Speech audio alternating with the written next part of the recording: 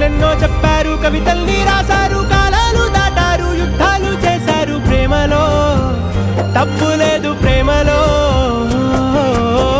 వేల వేల వెన్నెలంత మీద వాలి వెలుగునంత మోయమంటే నేను ఎంత రే.